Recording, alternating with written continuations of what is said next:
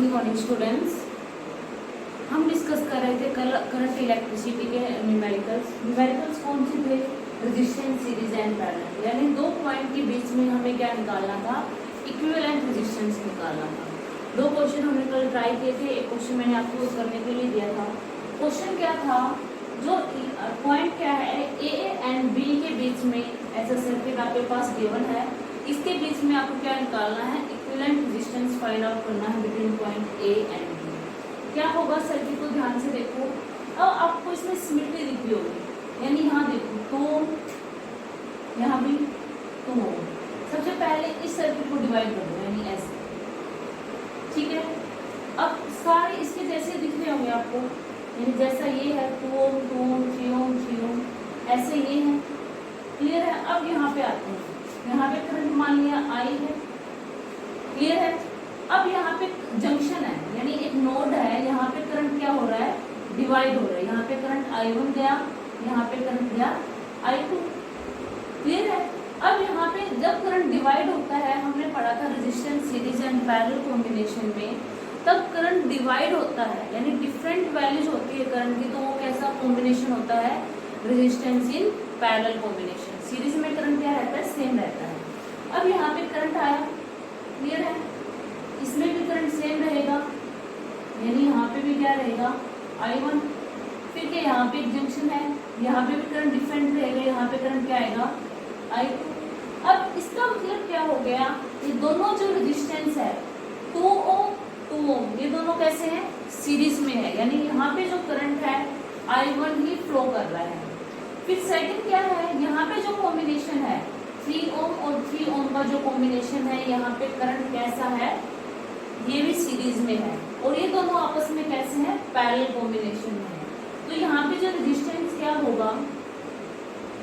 सबसे पहले इनको देखते हैं। फर्स्ट स्टेप क्या होगा? यानी जो 2 ओम है प्लस 2 ओम है, ये कैसा है? सीरीज में 4 ओम। ठीक है। सेकंड स्टेप हमारा क्या होगा? 3 ओम 3 ओम, ये भी कैसा है? प्लस 3 ओम सीरीज में, यानी 6 ओम। अब हमारे पास सर्किट कैसा है? हमारे पास सर्किट है ऐसा,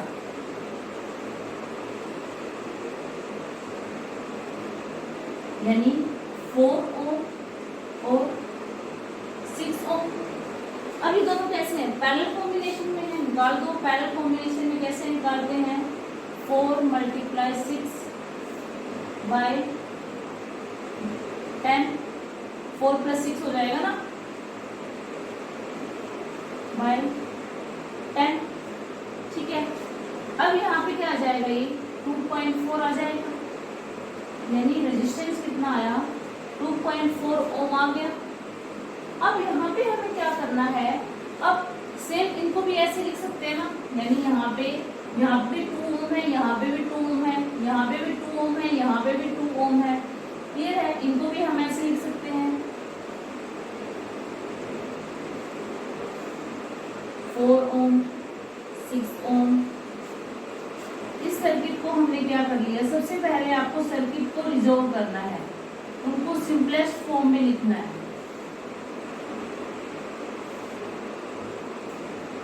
यानी आपका सर्किट कैसा बन गया? ऐसा बन गया 6 ओम। ये पॉइंट ए है और ये पॉइंट बी। क्लियर है? अब यहाँ पे देखो, एक का कितना आया है? 2.4 ओम आया है। अब हमारे पास ये कैसे है? ऐसे 4 है ना, 4 से मल्टीप्लाई कर दो,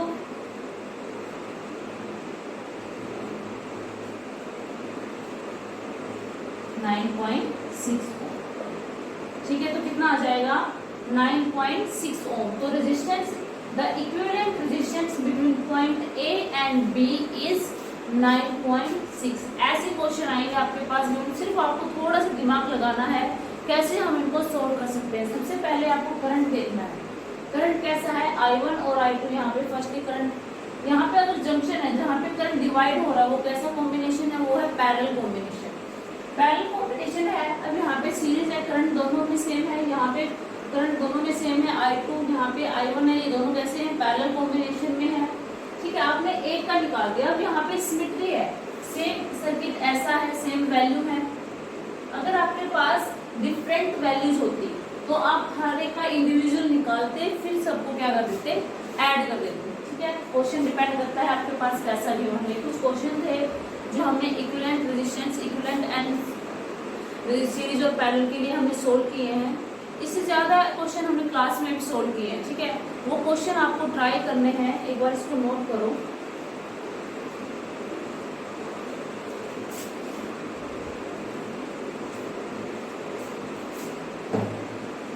नेक्स्ट बेटा हम डिस्कस करेंगे, बहुत ही इंपॉर्टेंट क्वेश्चन है।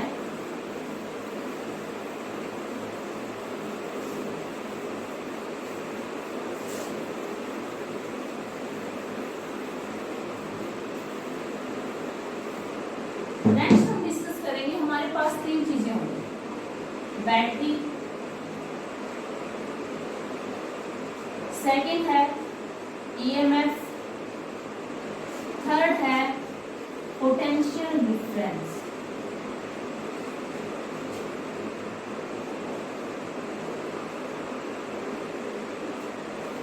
आपने पढ़ा होगा बैटरी के बारे में, आपने पढ़ा है बैटरी की डिवाइस, बैटरी क्या होती है, battery is a device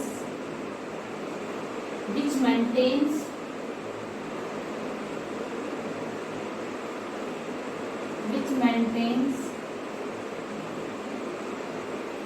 potential difference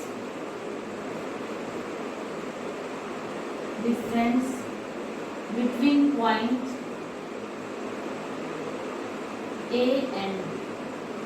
यानी जो बैटरी एक डिवाइस होती है जो सिर्फ क्या है, पोटेंशियल डिफरेंस को मेंटेन करती है, यानी इसका सिंबल होता है, ये पॉइंट ए है, ये पॉइंट बी है, ये हायर पोटेंशियल, ये लोअर पोटेंशियल, इसको हम पॉजिटिव बोलते हैं, हम इसको नेगेटिव बोलते हैं।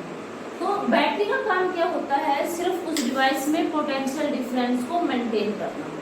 नेक्स्ट हम पढ़ते हैं ईएमएफ। ईएमएफ की फुल फॉर्म क्या है, electromotive force, electromotive force, but this is not a force.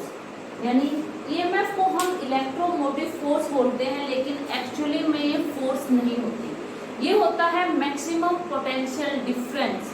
ठीक है, और पोटेंशियल डिफरेंस को अब तक आपने जो पढ़ा है, आपने पढ़ा है यानी एक चार्ज को इनफाइनाइट से लाने के लिए जितना वर्धन होता है वो क्या होता है, पोटेंशियल डिफरेंस। ठीक है, mw/q। आज हम इन दो, ये आपने 9th 10th में बेसिक है, ये आपने पढ़ा होगा, इन दो चीजों के ऊपर फोकस करेंगे, EMF and potential difference. Clear है, ईएमएफ एंड पोटेंशियल डिफरेंस। अगर आपके पास एक कोई भी सर्किट गिवन है, ठीक है, यानी एक ऐसा सर्किट गिवन है,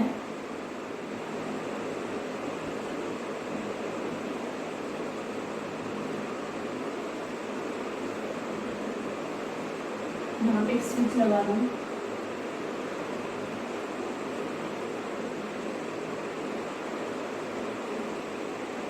क्लियर है, ये यहाँ पे क्या है, इंटरनल रेजिस्टेंस। यहाँ पे जहाँ पे भी स्मॉल आर दिखेगा आपको करंट इलेक्ट्रिसिटी में, वो हमेशा होता है इंटरनल रेजिस्टेंस, इंटरनल रेजिस्टेंस। जितनी भी इलेक्ट्रॉनिक डिवाइस होती है सबका क्या होता है, इंटरनल रेजिस्टेंस होता है। आपने बैटरी देखी होगी, उसके अंदर एक ब्लैक केमिकल होता है, वो ब्लैक केमिकल क्या है, उसका भी एक इंटरनल रेजिस्टेंस होता है। ठीक है, और यहाँ पे ये आर क्या है, ये क्या है, एक्सटर्नल रेजिस्टेंस। अब तक हमने जितनी बात की है वो एक्सटर्नल रेजिस्टेंस की बात की है, और ये क्या है, वी पोटेंशियल डिफरेंस, यहाँ पे पोटेंशियल डिफरेंस।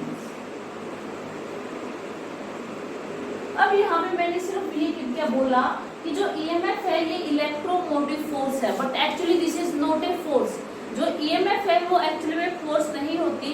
इसको फोर्स क्यों बोला गया, क्योंकि उस टाइम तक इतना इन्वेंशन नहीं हुआ था कि हम टोटली पोटेंशियल डिफरेंस के बारे में जानते हो। ठीक है, अब हमें पता है पोटेंशियल डिफरेंस क्या होता है, हमने इसके ऊपर रिसर्च की है, तो हमने क्या देखा कि जो ईएमएफ है वो एक्चुअली क्या होता है, पोटेंशियल डिफरेंस ही होता है, जहाँ पे करंट की वैल्यू क्या होती है, 0 होती है। ठीक है, इसको फाइंड आउट करेंगे हम अभी।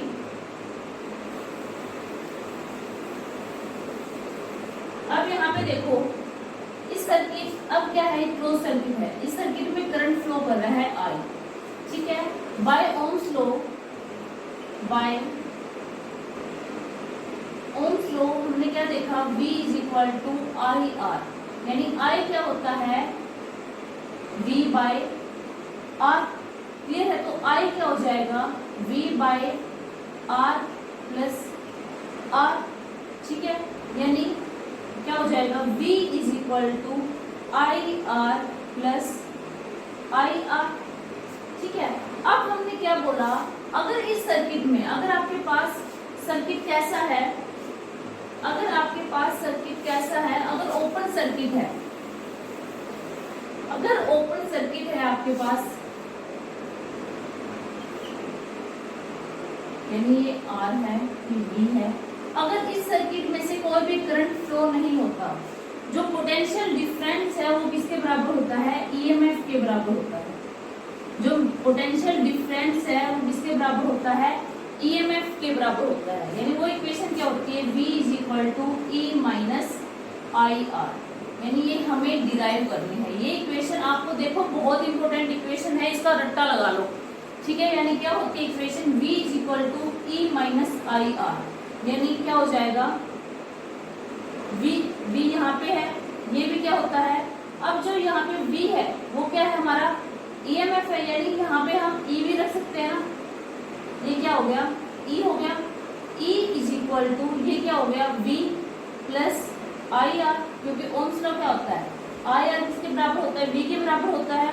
तो यहाँ पे जो V क्या आ जाएगा, V आ जाएगा I minus E minus I R. यानी जब आपका सर्किट ओपन सर्किट होता है तो जो पोटेंशियल डिफरेंस है वो किसके बराबर होता है, ईएमएफ के बराबर होता है। तो हम ईएमएफ को कैसे डिफाइन करेंगे, ईएमएफ इज द, यानी कैसे लिखेंगे इसको, EMF is the maximum potential difference, maximum potential difference, ये मैक्सिमम पोटेंशियल डिफरेंस होता है when no current is flowing, no current is flowing through the circuit, यानी जब किसी भी सर्किट में कोई भी करंट फ्लो नहीं होता और जो ईएमएफ है वो किसके बराबर होता है, पोटेंशियल डिफरेंस के बराबर होता है। हम इसको ओपन सर्किट भी बोलते हैं बेटा, ओपन सर्किट, ये क्या है, ओपन सर्किट। तो ये क्या होता है, ईएमएफ, यानी ईएमएफ क्या होता है, ये सिर्फ मैक्सिमम पोटेंशियल डिफरेंस होता है, जहाँ पे जिसकी हम बात करते हैं ओपन सर्किट की अगर हम बात करते हैं। ये हो गया हमारा केस वन। केस वन में क्या आया, V इज इक्वल टू इसके बराबर आ गया, ईएमएफ के बराबर आ गया। अब हमने क्या किया, इस इक्वेशन से ये फॉर्मूला डिराइव कर दिया, यानी पोटेंशियल डिफरेंस क्या हो गया, ये बहुत इंपॉर्टेंट इक्वेशन है, पोटेंशियल डिफरेंस क्या हो गया, E माइनस आई आर। एक बार नोट करो इसको,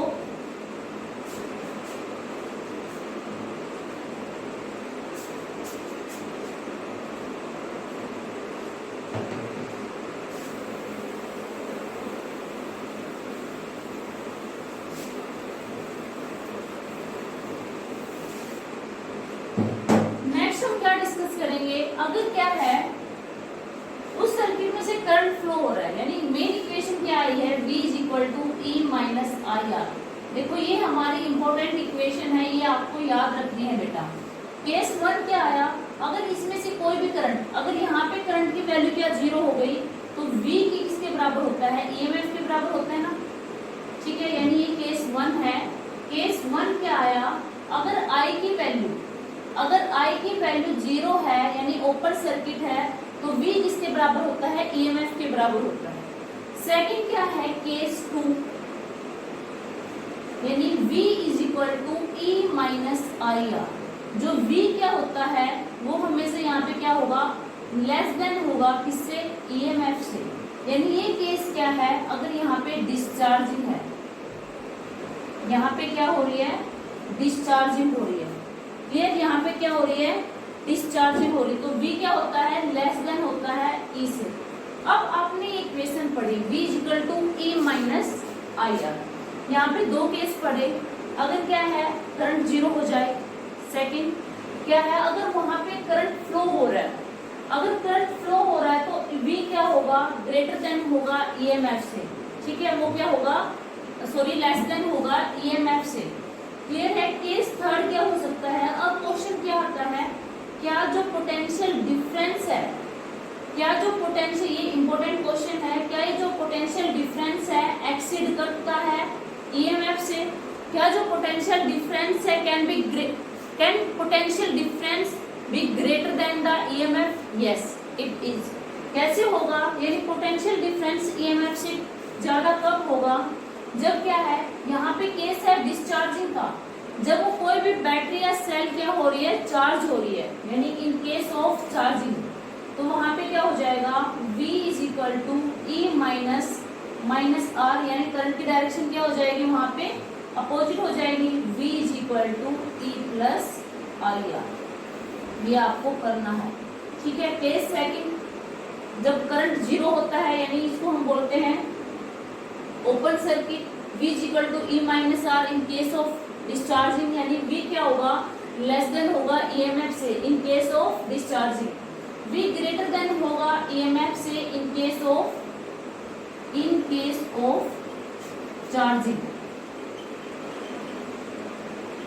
देखो यहाँ पे दो चीजें हो रही हैं, जो EMF है यहाँ पे जो EMF है वो क्या है, कोज है, ठीक है, और जो पोटेंशियल डिफरेंस है वो क्या है, इफेक्ट, यानी उसका रिजल्ट शो कर रहा है, ठीक है। अगर EMF जितनी होती है तो उसका पोटेंशियल डिफरेंस में क्या इफेक्ट होगा, ठीक है। यानी आपके पास अगर कोई भी सर्किट गिवन है, अगर आपके पास ऐसा सर्किट गिवन है,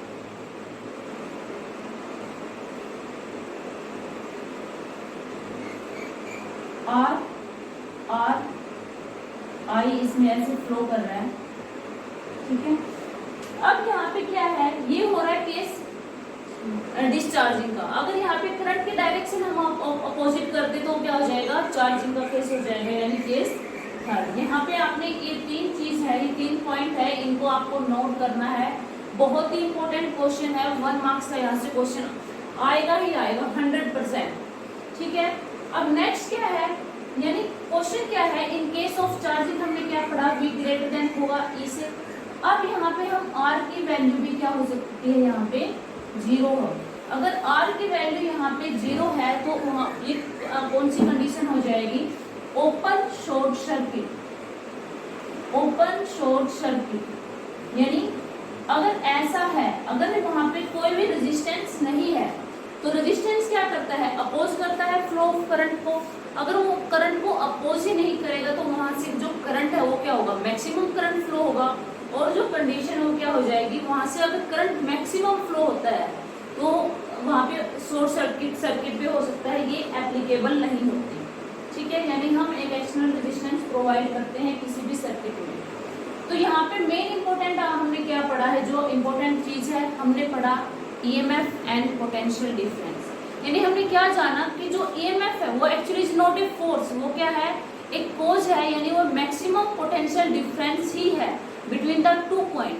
और हमने क्या पढ़े, उनके तीन केस पढ़े। केस वन क्या है, जब I की वैल्यू क्या है, जीरो है, अगर करंट जीरो है तो जो पोटेंशियल डिफरेंस है वो किसके बराबर होता है, EMF के बराबर होता है। सेकंड केस क्या है, V is equal to E minus IR, ये इक्वेशन हमने डिराइव की थी, क्लियर है, यानी V क्या होगा, लेस देन होगा EMF से, कब होगा, इन case of discharging. Third case क्या है, V ग्रेटर देन E, यानी V ग्रेटर देन E कब होगा, इन केस ऑफ चार्जिंग, ठीक है। वहां पे I क्या होगा, अपोजिट डायरेक्शन में फ्लो हो जाएगा, यानी E माइनस IR, तो इक्वेशन क्या हो जाएगी, प्लस हो जाएगी, कभी ग्रेटर देन होगा ना तब यहाँ पे प्लस आएगा, क्लियर है। तो ये क्या थी, आपका इम्पोर्टेंट टॉपिक है। नेक्स्ट क्लास में हम डिस्कस करेंगे, बेटा 3 टॉपिक रहते हैं आपके, KCL, KVL and Wheatstone bridge principle, तीनों ही मोस्ट इम्पोर्टेंट टॉपिक हैं इस यूनिट के, आपको वो क्लास जरूर अटेंड करनी है और ये क्वेश्चन आपको करने हैं। इसके साथ साथ आपको जो आपकी बुक में जो कॉन्सेप्चुअल क्वेश्चन गिवन होते हैं वो आपको रीड आउट करने हैं। So students, this is all about today, thank you so much.